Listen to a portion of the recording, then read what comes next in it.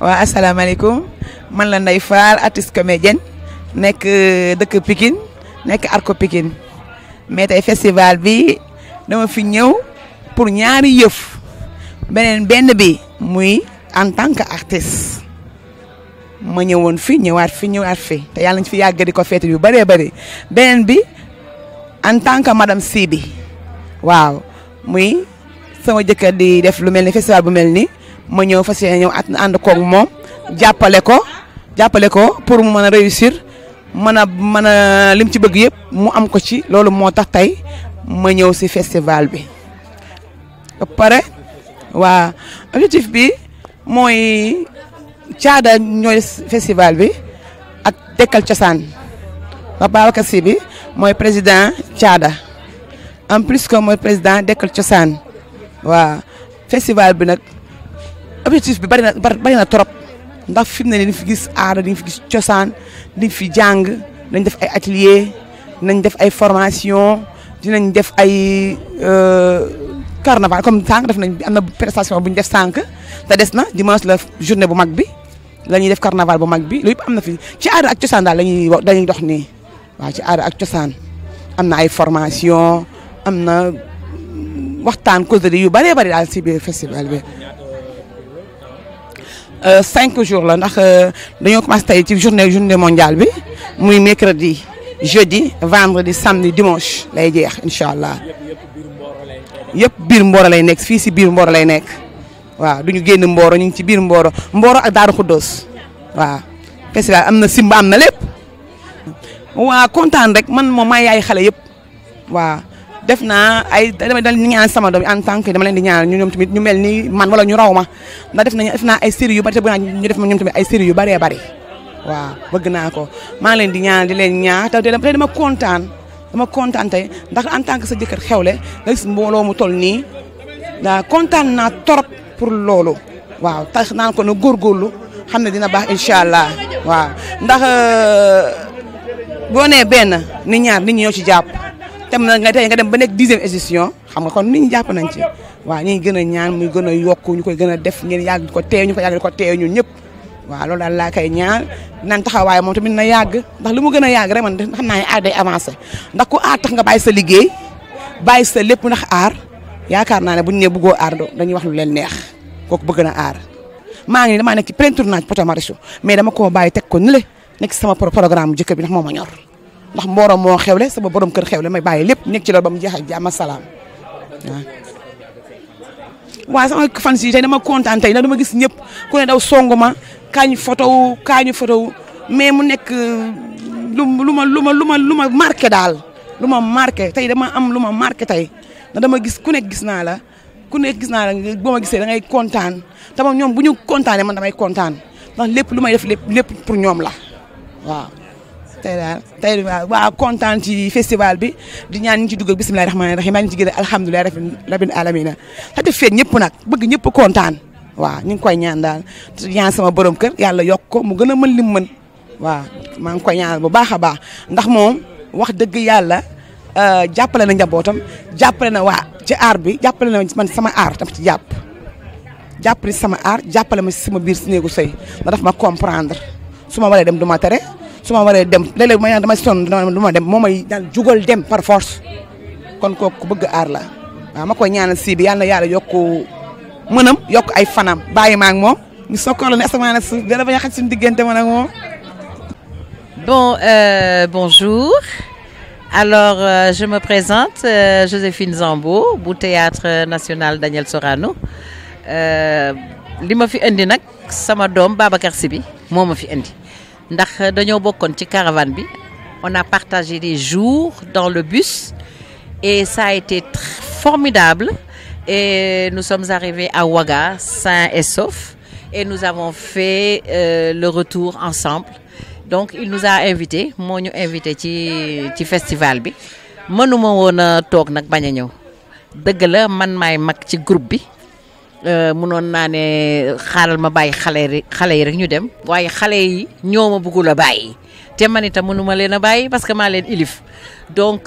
dama ne tant que j'ai la santé tant que yàlla ngi may kattan fuñ ma oo rek dinaa ñëw ma ñëw sagal leen waaw ndax samay doom lañu samay sët lañu. xam nga artiste moom ñun dañoo li ñu yàlla may ko kenn maanaam tey bu ñu bëggee nekk jabaru buur bu ñu bëggee ëllëg nekk princesse nekk reine nekk directrice d'école yooyu yëpp joué naa ko nekk sage-femme kon boog loolu moom dafa yomb si ñun ndax yàlla ñu may loolu pour ñu nekk ko. Donc, c'est pas étonnant que je sois sage-femme parce que de toutes les façons, j'ai joué pire que ça. Parce que tout dernièrement, j'ai joué dans Sakho et Mangane. Et Sakho et Mangane, koko setan, xamné man ma joué le rôle de Bouki. Et le rôle de Bouki, moi, chef te nu bandi. Wow. Kon bok gis nga ba fan la yegg.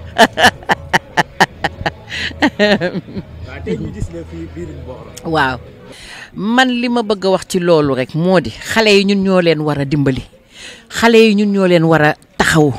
kon boog man dama di mag boo xam ne mën naa ànd ak xale yi te xale yi mën nañoo ànd ak man mën nañoo bokk bool loolu mooy wone ne mën nañoo bokk bool lekk ci benn bool. Sii bi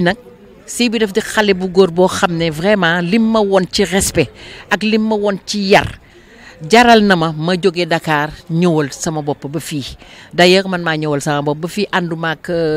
ak ñi ñëw ci bus bi ànduma ak ñi ñëw ci oto yi man tey ci suba laa ko démb si guddi laa ko dégg tey ci suba nag ñu wax ma vraiment ñu confirmer ma ko ma daal di ne samay doom damay ñëw sama doom yi sax bëgguñu woon ma ñëw ndax ne maman mag nga te xamuloo Mboro ma ne leen yàllaa ngi ci kanam yàllaa ngi ci gannaaw yàllaa ngi ci digg bi kon boog man damay bàyyi lépp ci loxo yàlla mais si bi foog mu gis ne yegg naa ci jàmm ak salaam maa ngi ci am nag mbégte boo xam ne mënuma ko sax wax mbégte bu rëy laa ci am parce que fexe naa ba ñëw fii si bi daf ma gis rek ndeysaan rongoñ yi bëgg a tuuru ma ne ko déet bul jooy waxoon naa la ne dinaa ñëw bu ma ko naroon dox sax dinaa ñëw xanaa ma yegg après festival bi xam naa waaye dinaa ñëw waaw. Mais série ça montre que les enfants d'aujourd'hui ils en veulent beaucoup fii mu nekk xale yaa ngi góorgóorlu ñu ngi góorgóorlu bu baax a baax parce que nous de notre temps sax xëj na amoon nañu ay réticence auprès de nos parents parce que sunu parents yi dañ daan wax ne déedéet kenn du cinéma baaxul wala ñu naan fecc baaxul théâtre baaxul ak yooyu du nit ku baax a koy def waaye tey jii frontières yooyu yëpp dépassé nañ ko. xale yi dañoo bëgg théâtre xale yi dañoo bëgg cinéma xale yi dañoo bëgg pecc mi kon boog dañu nekk ci seen aire de vie dañu nekk ci seen temps waaw. Par exemple quand je donne l'exemple du théâtre national Daniel Sorano benn rek la fii Sénégal te foofu da ngay jàng ba ne soog a dugg Sorano coomo du fa dugg. dafay fekk nga jàng comédien ya fa nekk yëpp dañoo dugg école jàng comédie ba am seeni këyit génn ñëw def concours dugg Sorano moo taxit ñoom façon bi ñu ko doon def ak léegi du benn parce que xale yi amatuñu patience su toog di jàng naan dañuy dem école des arts ak yooyu mais ñu ngi jàng dans le tas. Mais jàng dans le tas ne veut pas dire aussi faire du n'importe quoi man li ma leen di ñaan rek mooy ñuy gëstu parce que théâtre ku koy def njàngat la da ngay jàngal ay xale donc da ngay xam lii génn sa gémmiñ li nga lu baax rek a war a génn sa gémmiñ lu baax nga war a wax mag ñi mën koo dégg xale yi mën koo dégg parce que ñëppay seetaan léegi waaye boo ci bëggee boole ay saaga mbaa nga wax ci ay wax yu ñaaw mbaa nga wax ci ay wax yoo xam ne xale yi dañ koy répété parce que xale rek la lu mu dégg moom lay répété lu baax mu répété ko lu bon mu répété ko te ñun wax dëgg yàlla nag ñu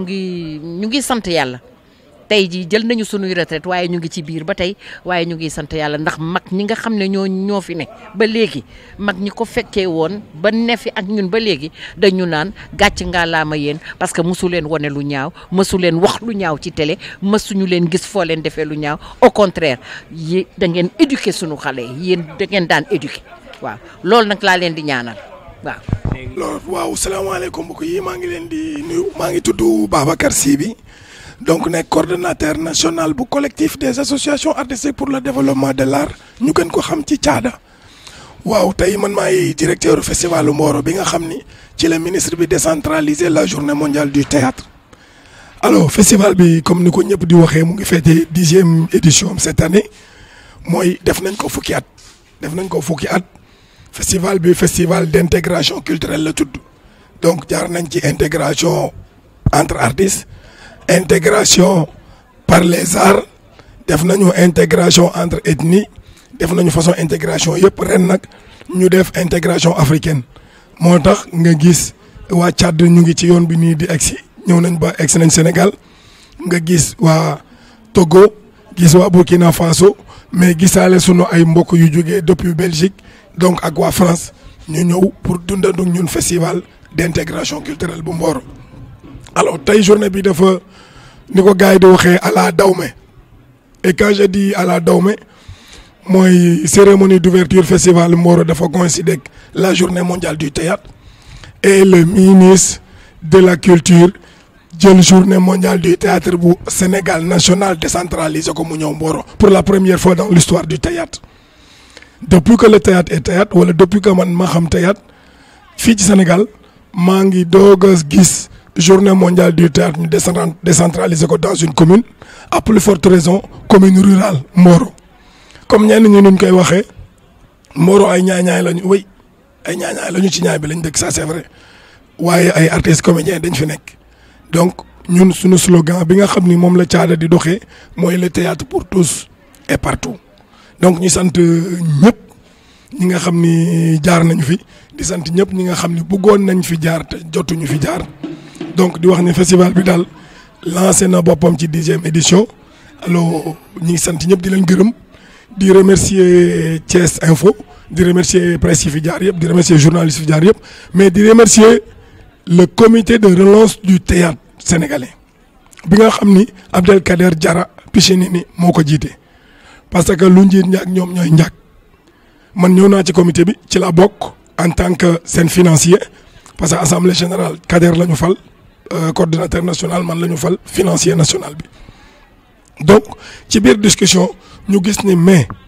pourquoi pas ñu décentraliser la journée mondiale du théâtre à Mboro j'ai dit woo loolu de su amee di ngeen def lu gën a garaaw dootu leen ko def il riait te waaw parce que ñoom fi ñu toll pour wax xam ni war nañ ko mën man tolluma foofu dama jàpp ni warul mën a nekk parce que maa ngi ci Sénégal chaque année ñun ñu tëj suñuy bunt dem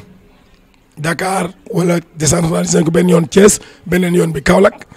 pour feete ji ko ñun duñ ko feete fii ñu dem feeti tey su fekkee artiste Sénégal yooyu yëpp ñoo daje pour ñëw feete ko ak man donc ça fait un grand plaisir voilà donc ñu ngi sant ñëpp bu baax surtout comité bi di sant monsieur Koundoul Abdoulaye Koundoul directeur des arts def na lu doy waar loo xam ne bon yàlla na ko fi yàlla bàyyi loolu laay wax di remercier au passage monsieur Massamba Gueye di remercier le ministre de la culture dañu tase FESPACO Massamba Gueye présenté ma ko mu téye ma ne ma waa kii de waroon naa ko xam alors woo Idias DCI bu cinéma ne ko fexeel kii mu recevoir ko ñu ñibbisi di def sargal bi ñu doon sargal ñi gagné prix yi FESPACO mu jàppaat sama loxo ne Koundoul ak directeur cabinet ne leen fexeel ma recevoir Babacar Sy bi su ma jógee voyage kon maa ngi koy remercier bu baax parce que loolu ministre yu bëri jaar nañ fi Mbagnick Ndiaye décoré na ma année bi ñu ñëwee Thiès bokk naa ci ñuy distingué mais kii fi mu egg ak man ministre mosu fa egg ak man donc je remercie tout le monde di wax ni comme suñu slogan rek le théâtre pour tous et partout merci beaucoup jërë ngeen jëf. ok asalaamaaleykum man maa ngi tudd Mouhamed Abdoulaye Imbedi ñu gën maa xamee ci bonbon sucré comédien en même temps metteur en scène tey ñoo ngi ni Mboro ci festival Mboro 10e édition bi donc mbégte la ci moom parce que bi mu commencé ba tey maa ngi ci biir 10e édition yi avant c'est troupe bi nekk Mboro moo doon créer activité am au fur et à mesure mu remarqué ne am na troupe bi nekk ci région yi ci goxaano yi ñoo xam ne gars yi dañ leen considéré donc ñu décidé créer woon caada ci lay indi gars yi un peu partout ay Mboro ay Noto ay Ndangalma fu ne ay Touba un peu partout donc loolu moo waral caada juddu ba tey ñoo ngi 10e édition te lu ci gën a neex journée mondiale théâtre ñu célébrer ko fii ci ouverture festival bi fii Mboro waa ministère de la culture kenn desu fa artiste fépp fu mu nekk ci Dakar Thiès Mboro wuy si nañu loolu rek su festival bi yëm fii sax sant yàlla la Babacar Sy bi moom mii initiateur bi da nga koy ñaanal yàlla gudd fan rek ak wér gu yaram parce que su ko neexoon mu à tout moment mu changé mais dafa yaatal ñëpp ñun ñuy fekk début bi ba tey amul lu mu def te boolewuñu ci donc sant yàlla la rek en grosso modo lan la bëggoon wax te wax yeneen artistes yi ñu gën a góorgóorlu surtout les comédiens ñu gën a góorgóorlu am na ñoo xam ne yàlla may na leen buntu pour que ñu mën a créer loo xam ne yeneen comédiens yi dañuy sentir seen bopp mais pourquoi pas nañ ko def waaw loolu laa am lu mën la yëkkal. waaw léegi lu ma gis théâtre sénégalais sax xam nga à un moment donné gars yi dafatuñu différence entre théâtre scénique bi ak téléfilm yi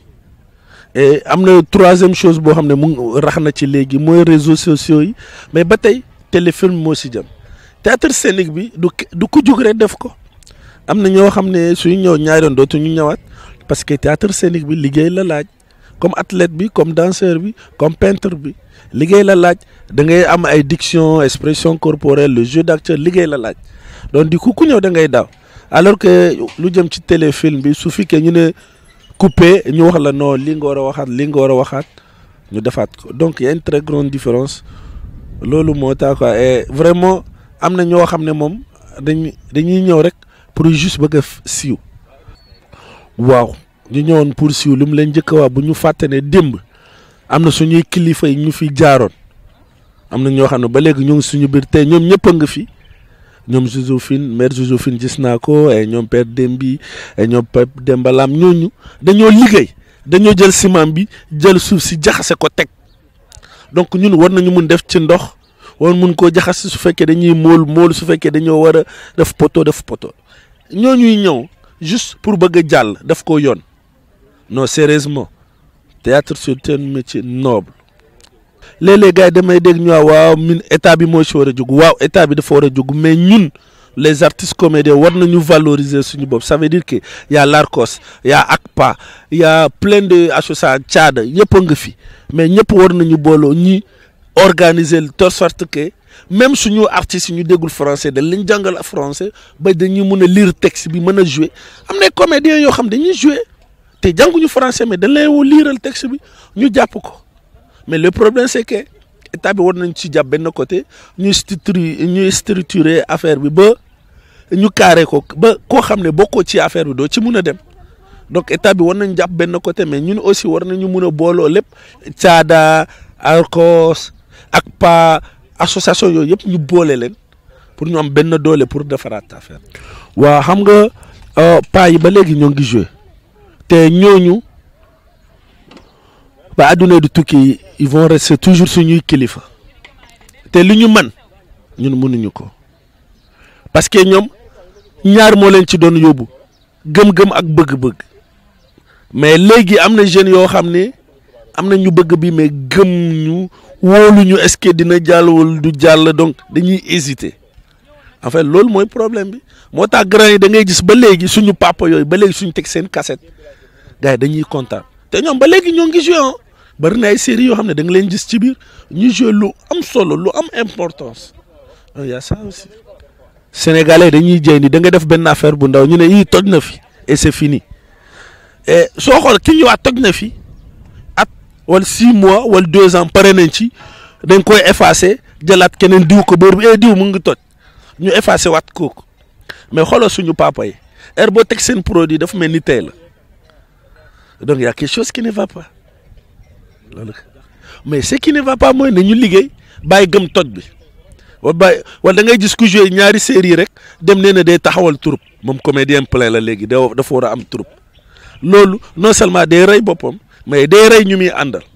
sans se rendre compte loolu mooy problème bi. waaw man maa ngi santal maa ngi ci lépp mais léeg-léeg damay nekk ci ginnaaw am na ay série yoo xam ne maa ngi ci am na ay publicité yoo xam ne yaa ngi ci am na yoo xam ne damay joué mais léeg-léeg damay nekk ci ginnaaw parce que soo def mise en scène bi. waaw soo def mise en scène doo jouer sa acteurs yi ñooy jouer donc loolu la quoi mais ba tey je joue comme tout le monde voilà. waa góorgóorlu leen gëstu leen aar bi yaatu na lool te képp ku loo xam ne l'art ne nourrit pas son homme day wax lu ko neex bosom daa jotagul rek ku yàlla tàccu da ngay feccu par force ku yàlla tàccu da ngay fecc maa ngi sant yàlla bu baax.